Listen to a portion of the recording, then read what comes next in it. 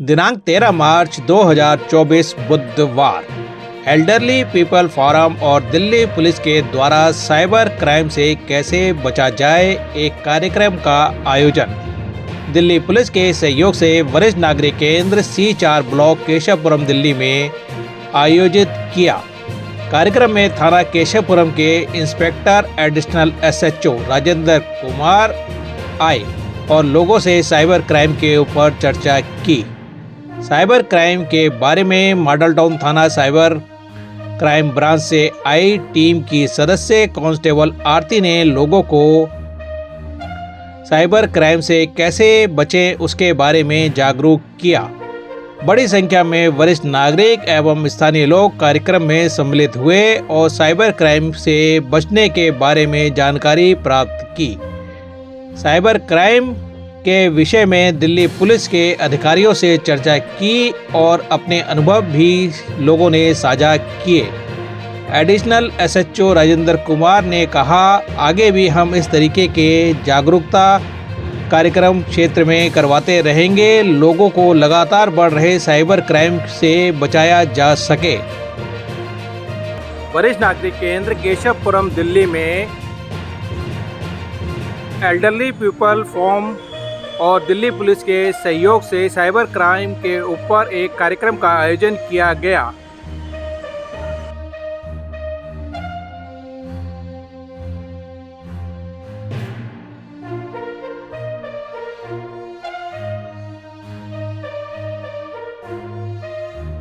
साथियों, हमारा elderly people forum का जो प्रोग्राम शुरू होते हैं वो गायत्री मंत्र के साथ होते हैं।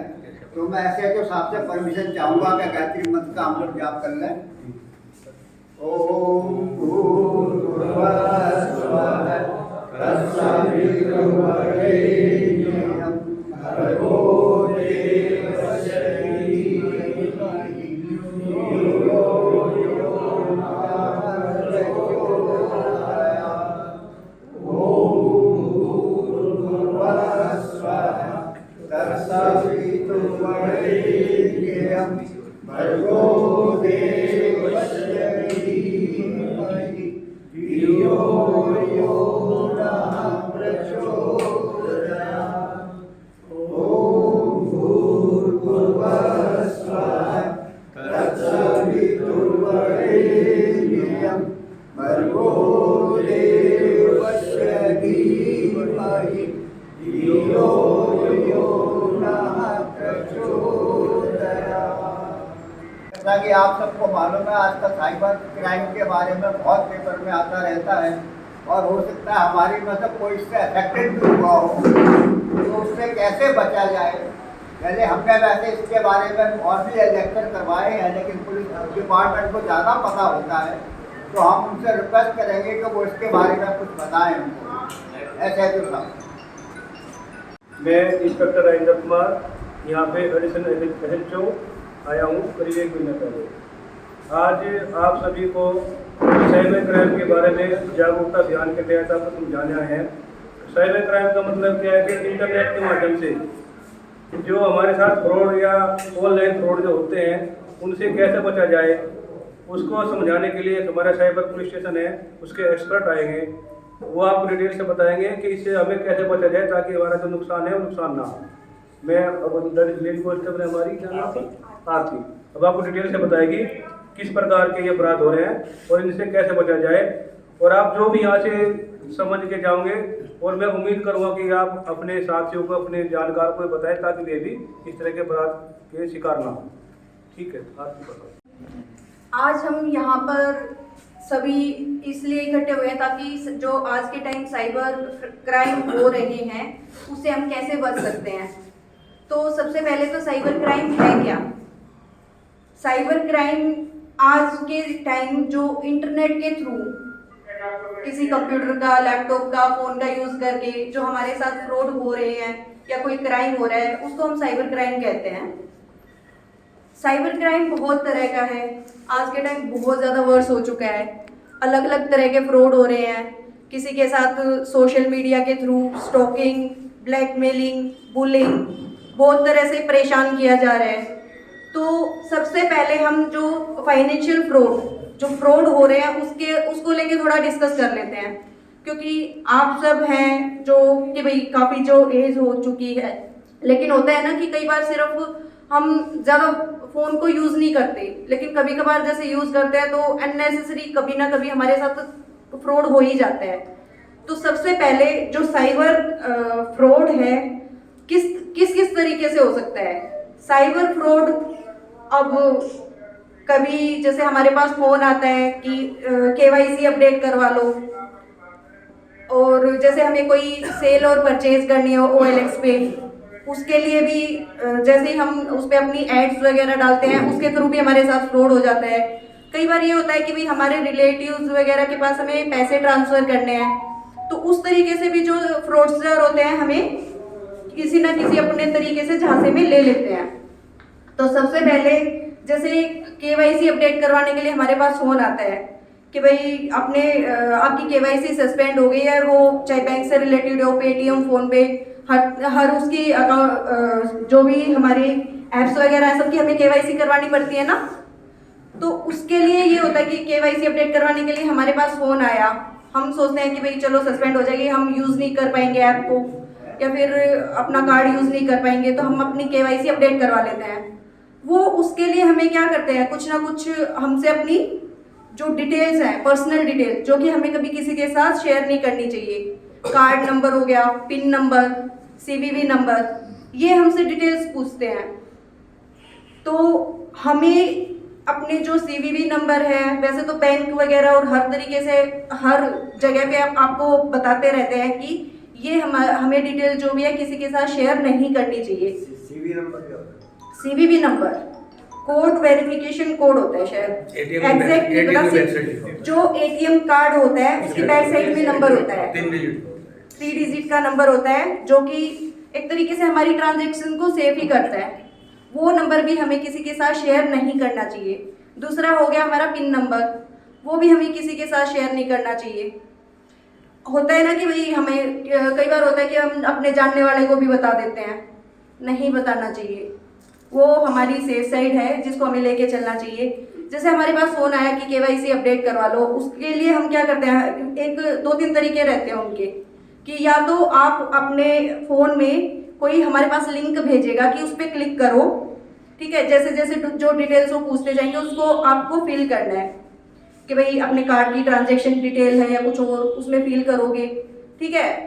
और कई बार क्या होता है कि जो आपके पास जो लिंक भेजेगा उससे हमारे फ़ोन में ऐप डाउनलोड करवा देते हैं, screen sharing app. Screen sharing app का पता है आप सबको? उसमें होता क्या है, AnyDesk, quick spot, team viewer, ये कुछ ऐप्स हैं जो आज के टाइम जो फ्रॉडस्टर है बहुत ज़्यादा यूज़ कर रहे हैं फ्रॉड करने के लिए। उसमें होता क्या है कि वो आपके फ़ोन में ऐप डाउनलोड करवाएंगे, उससे आपका फ़ोन की जो स्क्रीन है उनके साथ शेयर हो जाती है। कई बार हमारे पास जैसे कंप्लेनेंट आते हैं कि भाई हमने तो OTP शेयर ही नहीं किया, लेकिन अब हमारे अकाउंट से पैसे निकल गई, तो उस केस में यही रहता है कि वो हमारे पास कोई ना कोई लिंक दिया रहता है जिससे हमारे फ़ोन में ऐप डाउनलोड करवा देते हैं, जिससे हमें उनको OTP बताने की ज़रूरत नहीं रहती। जो डिटेल्स वो उनको चाहिए होती है, जैसे OTP आया, हमारे फ़ोन में आ रहा है OTP, लेकिन साथ के साथ उन्होंने भी उसको रीड कर लिया, तो उस केस में हमें OTP बताने की ज़रूरत नहीं रहती। तो इस तरीके से KYC अपडेट करवाने का जो कॉल वगैरह आते हैं उनसे भी हमें बचना है। अगर लगता है कि भी हमें हमारी KYC सस्पेंड हो रही है कुछ भी, तो सबसे पहले जाके जो भी ऑथराइज्ड ब्रांच है जैसे बैंक है वहाँ पे जाके पहले वेरीफाई करो और वहीं से अपना उसको अपडेट करवाओ। ऐसे ही किसी कॉल वगैरह के झांसे में नहीं आना है। दूसरा रहता है कि भाई फ्रॉड तो बहुत तरह के हैं, लेकिन जो हमारे पास ज़्यादा इस टाइम पे जो कॉल्स वगैरह आ रही है कि भाई इस तरीके से हमारे साथ फ्रॉड हो गया, तो उसको लेके हम आपसे डिस्कस करने के लिए आए हैं। तो दूसरा है कि भाई मैं आपका रिलेटिव बोल रहा हूँ कि भाई कोई इमरजेंसी है, हॉस्पिटल में कोई एडमिट हो गया, तो कुछ टाइम के लिए पैसे दे दो, वापस मतलब रिटर्न कर दूंगा, इस तरीके से कॉल आती है। अब लगता है हमें कि भाई हमारा जानकारी है कि कोई नहीं बाद में रिटर्न कर देगा, तो उस टाइम पे हम इतना ध्यान नहीं देते। एक तो क्या कि भाई नए नंबर से कॉल आई है, सबसे पहले तो यही चीज़ ट्राई करनी चाहिए कि भाई नए नंबर से फ़ोन आ रहा है। अगर इस तरीके से फ़ोन आता है तो सबसे पहले जो आपके पास नंबर सेव है उस पर फ़ोन करके वेरीफाई करो कि ये जेन्युइन बंदा वही है या नहीं है। होता है, ऐसा नहीं है। वीडियो कॉल कर लो। कई बार ऐसा होता है किसी के बच्चे विदेश में पढ़ रहे हैं और कोई साला उसको फोन करता है कि भाई आपके बच्चे का एक्सीडेंट हो गया, आप अपने पैसे ट्रांसफर कर दो। हम जल्दी में ट्रांसफर कर देते हैं, भाई पता नहीं हमारा बच्चा सच में एडमिट है या नहीं है, क्या है। उसे वीडियो कॉल करके देख लो कि भैया मेरे बच्चे के पास से बोल रहे हो या कहाँ, दिल्ली से बोल रहे हो या बाहर से बोल रहे हो। ठीक है। एक सोशल मीडिया पे जैसे कि हमारे पास फ्रेंड रिक्वेस्ट आती है, हम जेंट्स लोग थोड़ा सा अकेलापन मान लो, वो किसी लड़की की फ्रेंड रिक्वेस्ट आती है, हम उसको एक्सेप्ट कर लेते हैं, फिर हमसे वो वीडियो कॉल करती है। वीडियो कॉल में वो कई बार अपने कपड़े उतार देती है, उनके पास हम भी उसके चक्कर में आकर के अपने वीडियो बनवा लेते हैं। ठीक है। तो ऐसे किसी अनजान आदमी से संपर्क ना करें, किसी के कॉल आए, किसी की फ्रेंड रिक्वेस्ट आए तो स्वीकार ना करें। उसमें फिर आदमी ब्लैकमेल होते हैं, वो कहते हैं आपकी वीडियो हम यूट्यूब पर डाल देंगे या कहीं और मीडिया पर डाल देंगे, आप हमें इतने पैसे दो, हम पुलिस से बोल रहे हैं, कहाँ से बोल रहे हैं, गुमराह करते हैं हम लोगों को। तो उससे बचना है। और बताओ उसके अलावा जैसे कि अभी सर ने बताया कि हमारे साथ मतलब ऐसे फ़ोन वगैरह आते हैं, उसके झांसे में हमें नहीं आना है।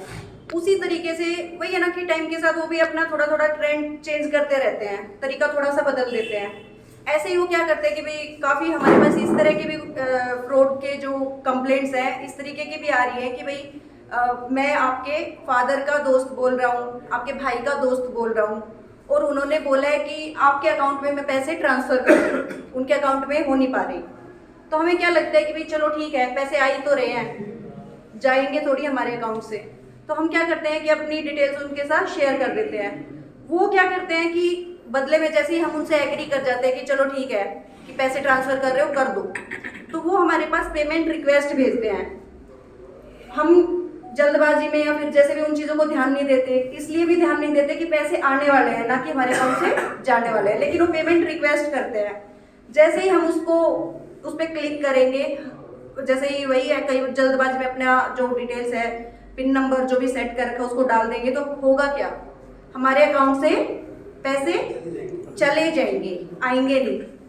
ऐसे ही उनका अलग अलग तरीका रहता है कि भाई लिंक भेज दिया। दूसरा है कि QR कोड भेज देते हैं। QR कोड जैसे ही अगर उस बार कोड को आप स्कैन करोगे तो क्या होगा, उस केस में भी होता है कि हमारे अकाउंट से पैसे जाएंगे। अब जो उसको स्कैन करेगा उसके अकाउंट से ही तो पैसे जाएंगे। अब हम कहीं दुकान वगैरह में पेमेंट करने जाते हैं, जैसे ही हम उसको स्कैन करेंगे तभी तो पेमेंट कर पाते हैं ना। तो ये भी उनका तरीका रहता है, हम इन चीज़ों पे ध्यान नहीं देते, तो इन चीज़ों से भी बचना है कई बार। और जैसे कि सर ने बताया कि ब्लैकमेलिंग जो बुजुर्गों के साथ बहुत ज़्यादा हो रहा है, इस तरीके की कंप्लेंट्स हमारे पास बहुत आ चुकी है कि भाई किसी बुजुर्ग के पास फ़ोन आया, व्हाट्सएप पे वीडियो कॉल आ जाती है और सामने कोई लड़की रहती है, लड़की तो क्या एक रिकॉर्डेड वीडियो रहती है कि जो वो चला देते हैं। उसमें होता है कि भाई अपने आप को जैसे न्यूड करती है, इस तरीके से है ना। हम क्या करते हैं, वो हमारे फेस कैप्चर करके और उनकी ब्लैकमेलिंग एडिट करके उनकी ब्लैकमेलिंग शुरू हो जाती है। कॉन्टैक्ट वगैरह उनके पास रहते हैं, अब ये डिटेल्स ऑलरेडी वही है, जब वो कॉल करते हैं तो ये इतनी डिटेल्स उनके पास ऑलरेडी रहती है कि आपके रिलेटिव्स की डिटेल, कॉन्टैक्ट नंबर। फिर वो क्या करते हैं, वहाँ से उनकी ब्लैकमेलिंग शुरू हो जाती है। आपका फेस कैप्चर कर लिया, एडिट की फोटो और आपके पास ही सेंड करना शुरू किया कि भाई या तो पैसे दो हमें या फिर मैं इसको आपके रिलेटिव्स के पास सेंड कर रहा हूँ कि आपने मेरे को एक तरीके से परेशान किया है। ठीक है, इस तरीके से ब्लैकमेलिंग होती है। और ऐसी ही एक कंप्लेंट हमारे पास आई थी जो मैं आपके साथ शेयर करना चाहती हूँ। एक बुजुर्ग थे कि भाई चलो ठीक है कि थोड़े बहुत पैसे की ब्लैकमेल कर रहे हैं, घर पे किसी को बताया नहीं उन्होंने कि मेरे साथ ऐसे ऐसे हो रहा है कि कोई ब्लैकमेल कर रहा है। उन्होंने पेमेंट कर दी, लेकिन वही उसकी डिमांड कोई रुकती नहीं है, उनकी डिमांड और ज़्यादा वहाँ से बढ़ती है। ऐसे ही ब्लैकमेल करते करते उन्होंने 30 या 40 लाख के आसपास पैसे दे दिए। जब उनको लगा कि मैंने तो अपनी सारी जमा पूंजी है सारी दे दी कि अब मैं क्या करूं, जब वो बिल्कुल ही परेशान हो गए तब उन्होंने अपने घर पे बताया कि ऐसे ऐसे मेरे साथ हो रहा है। तब वो हमारे पास कंप्लेंट करने के लिए आए। वही स्टेप वो पहले ले लेते। ब्लैकमेलिंग तो वो करते ही हैं, अपना हर एक तरीके से एजेंडा आजमाते हैं कि भाई किसी तरीके से इसको ऐड लूँ और पैसे इससे ले लूँ।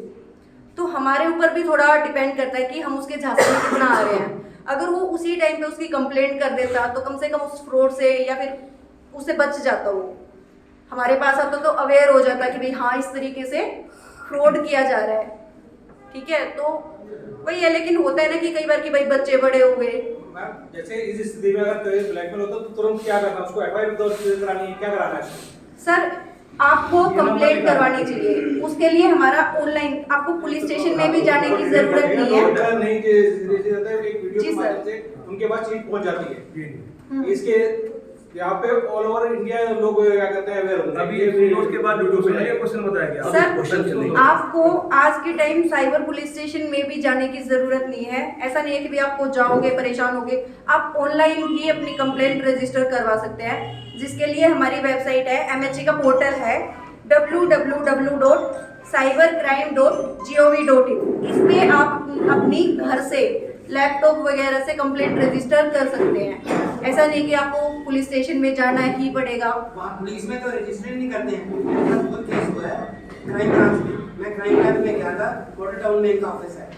Model Town cyber police station. जी सर, हम वहीं से। मैं वहाँ पे पर्सनली गया था वहाँ पे। जी सर। वहाँ पे उधर ना क्यों, वहाँ उन्होंने बोल दिया कि नहीं यहाँ ऑनलाइन कराओ, हम नहीं यहाँ करते हैं। तो फिर आने का फायदा, वहाँ जाने का, पुलिस स्टेशन में जाने का क्या फायदा हुआ फिर? सर आप ठीक कह रहे हो, हम कोशिश यही करते हैं। होता ये है कि जैसे ऑनलाइन जो हम कंप्लेंट करवाते हैं उसमें जैसे मैंने कि भाई मेंशन किया कि इस नंबर से मेरे पास फोन आया है, अब वही सेम नंबर की कंप्लेंट किसी और ने भी कर रखी है, तो उस केस में क्या होता है कि कंप्लेंट आपस में इंटरलिंक हो जाती है।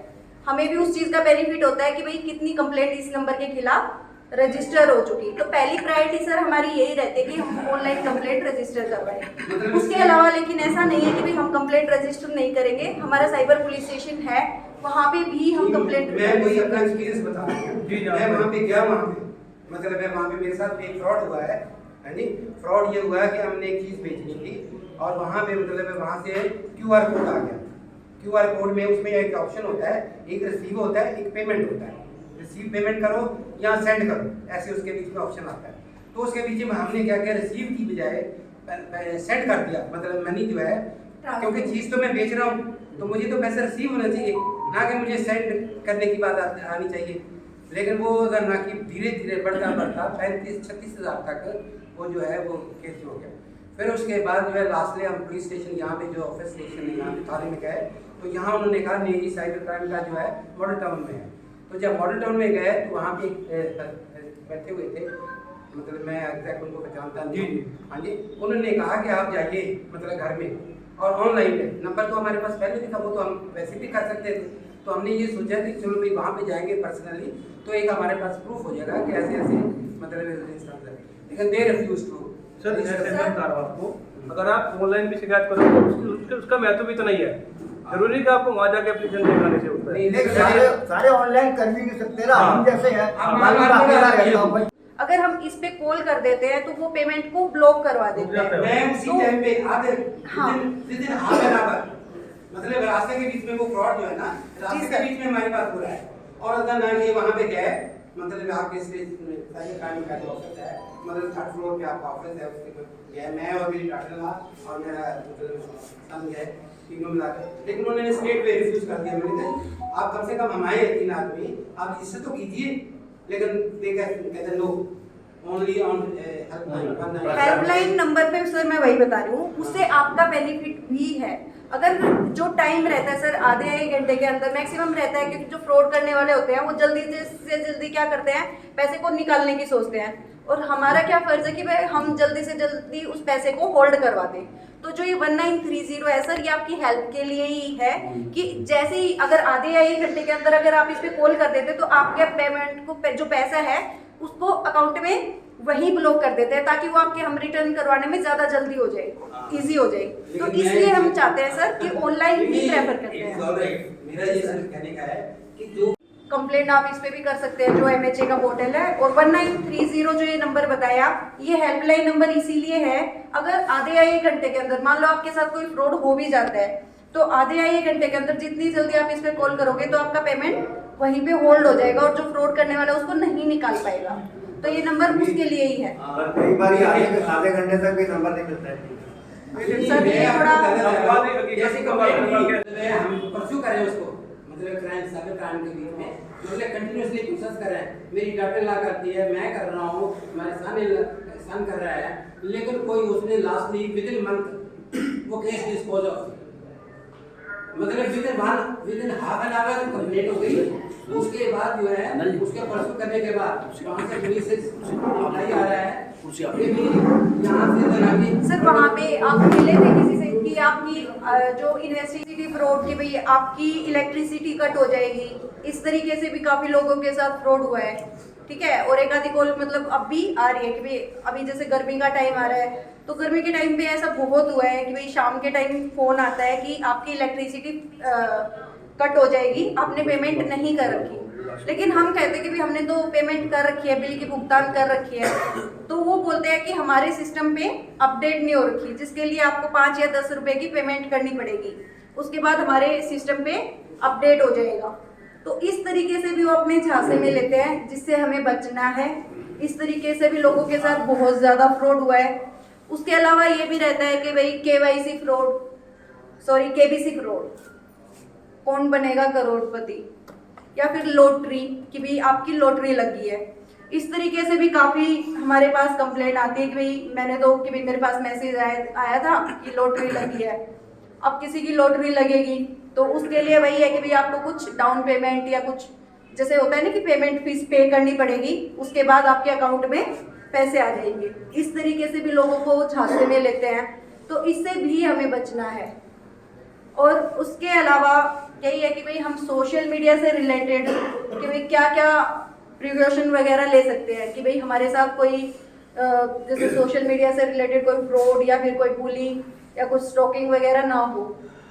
वही है जो आपके बच्चे वगैरह हैं, कई बार बच्चों के साथ या फिर जो कम एज के यंगस्टर हैं उनके साथ ज़्यादा होता है ये ऑनलाइन। अब लगता है कि भाई इंस्टाग्राम फेसबुक बहुत ज़्यादा उसका यूज़ बढ़ गया है, डेली बेसिस पे रहता है कि भाई इंस्टाग्राम पे स्क्रॉल तो करते ही रहते हैं।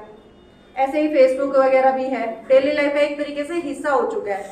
तो उस पर भी हमें कुछ बातों का ध्यान रखना है कि भाई हम अपनी सेफ साइड कैसे, कि होता है ना कि भाई हमारा अकाउंट हैक हो गया, इस तरीके से भी बहुत ज़्यादा कंप्लेंट आती है हमारे पास कि भाई मैंने तो कुछ किया ही नहीं लेकिन मेरा अकाउंट हैक हो गया। उस केस में क्या रहता है कि भाई हमारा ही फॉल्ट होता है, बिना हमारे फॉल्ट के कोई भी हमारा अकाउंट मतलब एक्सेस नहीं ले सकता उसका। उसमें क्या रहता है कि भाई हम अपनी सेफ साइड में उसके लिए क्या कर सकते हैं। एक तो 2 स्टेप वेरिफिकेशन होती है। 2 स्टेप वेरिफिकेशन उसमें क्या होता है कि जो हम फेसबुक, इंस्टाग्राम, व्हाट्सएप उस पर तीनों पे ये ऑप्शन है कि 2 स्टेप वेरिफिकेशन लगा के रखिए, ऑन करके रखिए। उसमें होगा क्या कि सबसे पहले आप पासवर्ड डालेंगे तो उसका जो OTP होता है वो हमारा जो रजिस्टर्ड मोबाइल नंबर है जो हमने उसमें डाल रखा है उसी पे आएगा। फिर वो सेकंड स्टेप होगा कि OTP उसमें फिल करोगे, उसके बाद ही हम उस पर एक्सेस कर पाएंगे। तो मान लो किसी को आपका पासवर्ड पता भी लग गया है तो उस केस में भी बिना OTP के वो एक्सेस नहीं कर पाएगा। तो ये भी हमारी एक सेफ साइड है जिसको हम लेके चल सकते हैं, जिससे हमारा अकाउंट वगैरह हैक ना हो। उसके अलावा सर लगता है कि भाई आपको किसी को कोई और परेशानी हो, लगता हो कि भाई कुछ पूछना हो तो वो भी आप पूछ सकते हैं बीच में ना। उसके अलावा भाई हमारे पास जैसे रहता है ना कि OLX का, जैसे मैं बता रही थी कि हमें कुछ भी अपना जैसे स्कूटी वगैरह कुछ भी सेल करना है तो उस केस में भी क्या रहता है, जो सामने वाला है वो ऐसे ही शो करता है कि भाई मैं काफ़ी इंटरेस्टेड हूँ कि मैं खरीदना चाहता हूँ, ठीक है। वो आपसे बात करेगा, जैसे ही आपको लगेगा कि भाई आप उनकी बातों में जैसे आ गए हो, बोलेगा कि भाई ठीक है मैं पेमेंट पहले कर देता हूँ, उसको जो भी आप सेल करना चाह रहे हो उसको बाद में ले जाऊँगा। और वही जैसे कि सर ने बताया कि उनके साथ किस तरीके से फ्रॉड हुआ है कि आपके पास पेमेंट रिक्वेस्ट का मैसेज डालते हैं वो, ना कि वो पेमेंट करते हैं। और जैसे ही हम उस पर क्लिक करेंगे हमारे अकाउंट से पैसे निकल जाते हैं। तो इन बातों का भी हमें थोड़ा ध्यान रखना है। तो वही है, साइबर क्राइम बहुत ज़्यादा है, ज़्यादा हो रहा है आज के टाइम, अलग अलग तरीके अपना रहे हैं। अब जैसे आज के टाइम बहुत ज़्यादा एक चल रहा है फिशिंग का, उसमें क्या रहता है जैसे फेसबुक, इंस्टाग्राम या कई बार व्हाट्सएप पे भी हमारे पास कोई पेज या लिंक सेंड कर देते हैं। हम जैसे ही उस पर क्लिक करेंगे वो क्या करेंगे, जैसे हमें लग रहा है कि कोई अमेजन की साइट है जैसे ही उस पर हम क्लिक करेंगे तो वो क्या करते हैं, उस साइट को ओपन कर देते हैं, लेकिन वो जेन्युइन साइट नहीं होती। अब हमें लगता है कि भाई कुछ खरीदना है, कई बार होता है कि बच्चों को काफ़ी रहता है कि कोई मान लो 2000 की चीज़ है, 1000 में 500 में मिल रही है कि सस्ती मिल रही है, सस्ते के चक्कर में हम उनको बहुत ज़्यादा दे देते हैं पैसे। उस पर लिंक पे क्लिक किया, हमने उसकी प्रोडक्ट को, जैसे कोई भी मान लो कपड़े खरीदना चाह रहे हैं, उसको उसके लिए रिक्वेस्ट डाली, उस पर जैसे पेमेंट डिटेल होता है ना, हम अपनी बैंक डिटेल डाल देते हैं, OTP डालते हैं, वो चीज़ें शेयर करते हैं। तो उससे क्या है कि हमारे जो क्रीडेंशियल्स वगैरह वो उनके पास जा रहे हैं। वो ऐसा नहीं है कि हमें कोई प्रोडक्ट देंगे, बल्कि हमारी डिटेल्स उनके साथ पास चली जाती है, जिसका यूज़ करके वो फिर आपके साथ फ्रॉड करते हैं। तो हमें जो फिशिंग जो साइट्स वगैरह है उनको पहचानने का तरीका क्या है कि भाई ये जेन्युइन है नहीं है, उसको पहचानने का तरीका यही है कि उसकी स्पेलिंग में मिस्टेक मिलेगी। जैसे अमेजन है, उसमें क्या होगा, ओ की जगह अमेजन में ओ की जगह 0 ऐड कर देंगे, या फिर लास्ट में S लगा देंगे। तो इस तरीके से वो छोटी छोटी माइनर चेंजेस करते हैं, जिसको पहचानना थोड़ा मुश्किल होता है। लेकिन अगर हम थोड़ा अपने एंड पे उस पर ध्यान देंगे तो हम इस तरीके के जो फ्रॉड होते हैं उनसे बच सकते हैं। ठीक है सर, और उसके अलावा आपको कुछ पूछना हो तो बताइए सर। एक हेल्पलाइन नंबर, ये जो बेसहारा लोग हैं सिटीजन के लिए, सीधे सीधे के लिए। अब आप लोग तो सब सीरियस मेरा क्वेश्चन ये है कि अगर हमें पुराना मोबाइल बेचना है तो क्या प्रिकॉशन लेंगे? आप मेरा क्या कि आप सीधे सीधे किसी दुकानदार को ऐसे बेचो, बोले वगैरह पे ना बेचो, ताकि क्योंकि आप चीटिंग के शिकार हो सकते हो। वो आपको गुमराह करके आपसे डिटेल दे देंगे। सर कुल मिला के यही है। सबसे पहले तो जैसे हम जो फोन वगैरह खरीदने भी जाते हैं ना, कई बार लगता है कि आईफोन होता है, कई अमाउंट होती है उसकी 70-80 हज़ार, लेकिन हमें कितनी दिखा रखी है, बहुत ही कम, उसको हम खरीद लेते हैं। लेकिन कई बार हमारे पास इस तरह की भी कंप्लेंट आई है, ठीक है, कि भाई किसी का फोन चोरी हो गया, वो जैसे ही उसको मिला उसने किसी को आगे भेज दिया सस्ते में। तो उसके साथ भी है जिसने कंप्लेंट की, उसके बाद ही तो हमें पता चला ना कि ये तो किसी एक तरीके से फ्रॉड कर रखा है, कि चोरी का फोन था लेकिन उसने सस्ते में बेच दिया। तो सबसे पहली बड़ी बात तो यही है कि सर हमें सस्ते के चक्कर में नहीं पड़ना चाहिए। जहाँ पे लग रहा है कि सस्ता, वही है कि कुछ ना कुछ उसमें हाँ फ्रॉड ही है, कुछ ना कुछ। नहीं, उससे हम रसीद ले लेते हैं तब ये खतरा है उसका नहीं, अगर वो बिल देता है हमको। आप ये कहना चाह रहे हो ना, और वो उसके बाद किसी फ्रॉड में इन्वॉल्व हो गया सर, लेकिन उसमें आपका कोई इन्वॉल्वमेंट नहीं है। उसके बाद जब तक आपके पास फोन है, जब तक आपने उसको सेल नहीं किया है, तब तक आपके पास उसकी ऑथोरिटी है। उसके बाद वो किसी दूसरे बंदे के पास चली गई तो वो डिटेल तो रहती है ना सर कि भाई आपने कब सेल किया है उसको। हाँ, सिम जो यूज कर रहे हैं इस फोन में, वो दूसरी सिम कब से एक्टिव हुई है, सारी डिटेल देखते हैं सर, ऐसा नहीं है। हाँ, सारी डिटेल देखते हैं कि भाई आपके पास ये नंबर कब तक एक्टिव था, आगे जो जिसके पास गया है उसके पास कब से एक्टिव हुआ है, तो वो सारी डिटेल देखते हैं सर। मतलब सिम मेन चीज है। सिम भी है सर, फोन भी है, मेन तो सब कुछ ही है सर, फोन भी है। और सर किसी को कुछ पूछना हो? बिना OTP के भी साइबर क्राइम हो सकता है? बिना OTP के तो वो सर पॉसिबल नहीं है। वही है कि आपकी सारी प्रॉपर अगर डिटेल वगैरह उनके पास है तभी हो पाता है सर। वो एनी बैंक से लेके सोशल मीडिया में आता है कि बिना OTP के भी साइबर क्राइम हो रहे हैं। अब देखो जी ऐसा है कि जब से सामाजिक का परिवर्तन हुआ है, सारा लेन देन ऑनलाइन होने लगा है जी। तो अपराधी साइबर क्राइम ज्यादा मेथड बदल दिए। अब ये इस प्रकार एक लक्ष्मण रेखा थी, ये लक्ष्मण रेखा है, पासवर्ड और अपना पिन, ये हमें किसी को शेयर नहीं करना है, ये लक्ष्मण रेखा नहीं लाना है। लेकिन कहा तो ये जाता है हाँ कि आप एक फोन आपके पास अननोन आया जी, मैंने उसको अटेंड नहीं किया, फिर भी उसके पास मेरे पर्टिकुलर पहुंचे, नहीं ऐसे तो नहीं है। ये हो ना सर कहीं ना कहीं उस चीज में भी हम इन्वॉल्व रहते हैं। अब कहीं मॉल में या कहीं भी हम जाते हैं शॉपिंग करने के लिए, तो वहाँ मॉल वगैरह के भी बाहर रहते हैं ना कि आपकी लॉटरी के लिए कि भाई आप अपने ये नाम और नंबर डिटेल वगैरह दे दीजिए। कहीं ना कहीं सर हम भी इन्वॉल्व रहते हैं उसमें, कहीं ना कहीं भी बैंक की तरफ से भी किसी ना किसी का फॉल्ट तो रहता है, ये हैंड होता है उसमें।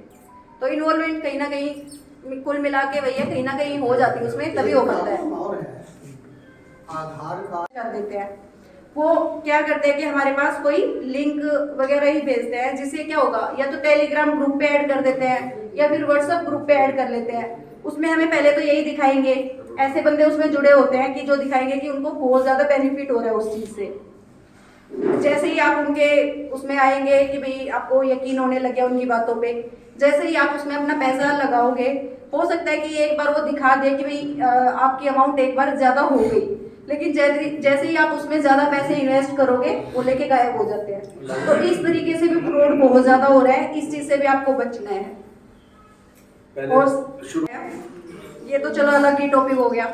उसके अलावा ये है कि भाई चलो लेडीज़ के साथ भी होता है सर, बहुत ज़्यादा फ्रॉड होता है। ये भी इस तरीके से होता है कि चलो घर बैठे हैं, खाली टाइम है कि घर बैठे पैसे कमाओ, जॉब का झांसा ही देते हैं। वो क्या करते हैं कि भाई कमेंट्स वगैरह या फिर फोटो लाइक करनी है आपको इंस्टाग्राम या कहीं भी, एक टारगेट देते हैं कि जैसे ही आप इस टारगेट को अचीव करोगे आपकी जो एक तरीके से सैलरी वो आपको मिलनी शुरू हो जाएगी।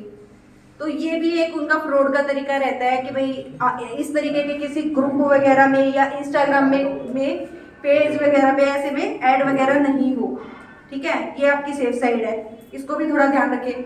उसके अलावा सर मैं एक और लास्ट चीज़ बताना चाहती हूँ, एक बात बताना चाहती हूँ कि ऑनलाइन जो भी हम कस्टमर केयर का नंबर गूगल पे सर्च करते हैं वो हमें नहीं लेना चाहिए।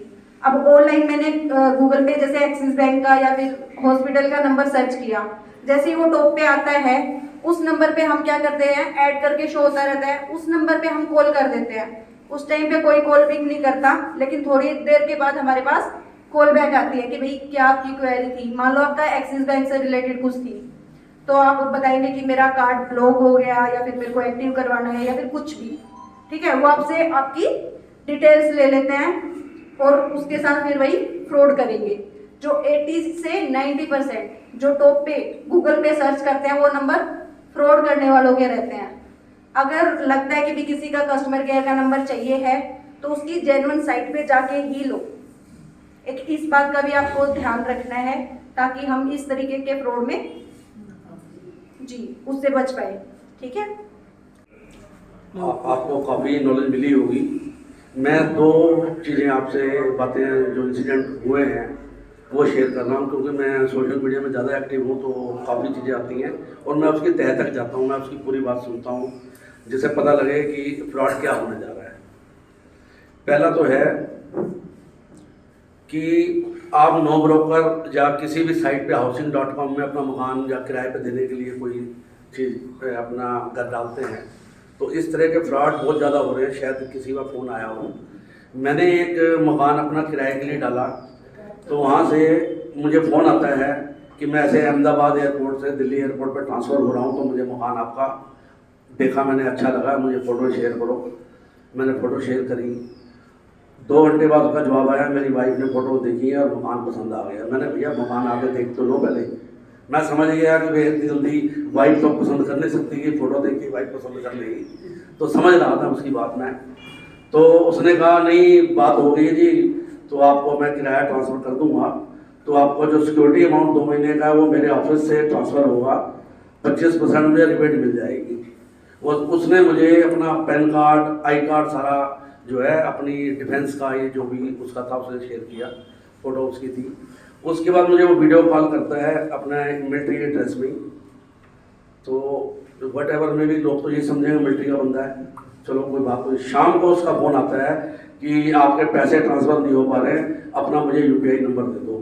तो मैंने उसे चेक की फ़ोटोकॉपी, मैंने चेक की फ़ोटोकॉपी से कुछ नहीं कर सकता है, इसमें अकाउंट नंबर वगैरह से ज़्यादा कुछ नहीं कर पाएगा मेरा वो, मैंने UPI नंबर दे दिया। उसके बाद वो मुझे कहता है कि आप जो है अपना जो है UPI द्वारा शेयर करो, जिससे मैं मुझे आप नंबर दो तो मैं देखता हूँ। मैंने उसे नहीं दिया। उसके बाद उसके बॉस का फ़ोन आता है कि मैं ऐसे ऑफिस में मिलिट्री ड्रेस में दोनों कि मैं आपको पैसे ट्रांसफ़र करना चाह रहा हूँ। तो मैंने वही पैसे ट्रांसफ़र करना चाह रहा, तो मेरा अकाउंट नंबर तेरे पास है, IFC नंबर तेरे पास है, यू कैन डू इट, क्यों नहीं कर पा रहे आप इसको। तो उतने में गाली गलोच पे आ गया वो, तो मैंने मोटी 2-4 गालियाँ दी। मैंने कहा तुम बेवकूफ़ बनाते हो मिलिट्री ड्रेस में। तो इस तरह से फ्रॉड हो रहे हैं। तो एक और इंसिडेंट है, आपको व्हाट्सएप पे या फेसबुक पे वो मिलिट्री मैन ही बन के आपको सामान दिखाते हैं, ये फर्नीचर है, सोफ़ा है, ये है, वो भी मेरे साथ शेयर किया किसी ने कि ये बिका हुआ है, 25,000 में सारा सामान है। क्या क्या था उसके अंदर, फर्नीचर पूरा था, टीवी था, फ्रिज था, सारा कुछ था, जिससे लोग लालच में आ जाए 25,000 में मुझे 2 लाख का सामान मिल रहा है, 3 लाख का मिल रहा है। तो मुझे उसने बेचने की ऑफर करी और कह रहा मैं ट्रांसफ़र हो गया हूँ तो मेरा सामान बेच के जाना है 25,000। अच्छा जी, तो मैंने उससे पूछा भी घर तक पहुँचा देगा सामान? कह रहा हाँ जी पहुँचा दूँगा, मिलिट्री की गाड़ी में पहुँचा दूँगा। ठीक है भाई, कोई बात नहीं। उसके बाद वो कहता है जी मुझे पैसे ट्रांसफ़र करो, तो मैंने मुझे अपनी लोकेशन भेज, पहले किस लोकेशन पे सामान पड़ा है, उसके बाद वो गायब हो गया, लोकेशन भेज देगा नहीं वो। तो इस तरह के इंसिडेंट होते हैं। तो कई चीज़ें नई नई आती हैं, पैतरे बदलते हैं, तो इस तरह से हमें बचना चाहिए, लालच में ना आए। वो हर चीज़ में लालच देते हैं, लॉटरी और लालच देंगे। तो मैडम ने बहुत कुछ बताया है, सॉरी। तो इस तरह के लालच में जहाँ आएंगे वहाँ फंस जाएंगे। धन्यवाद। इसमें अगर किसी के साथ फाइनेंशियल फ्रॉड हो जाता है, तो अगर जो बैंक में मोबाइल नंबर रजिस्टर्ड है उससे आपको इस पे फ़ोन करना है। इससे आपके जो पैसे हैं ब्लॉक करवाने की, एक तरीके से होल्ड करवाने की, जितनी जल्दी आप इस पे फ़ोन करोगे उतना ही जल्दी आपका बेनिफिट होगा कि पेमेंट होल्ड हो जाए, जो फ्रॉड करने वाला उसको नहीं निकाल पाए। 1930। और उसके अलावा सर एमएचए का हमारा पोर्टल है cybercrime.gov.in। इस पे आप अपनी ऑनलाइन कंप्लेंट रजिस्टर कर सकते हो, चाहे सोशल मीडिया से रिलेटेड है या फिर कोई फ्रॉड हो गया है, इस पे आप हर तरीके की अपनी कंप्लेंट साइबर से रिलेटेड रजिस्टर कर सकते हो। Thank you. एक क्वेश्चन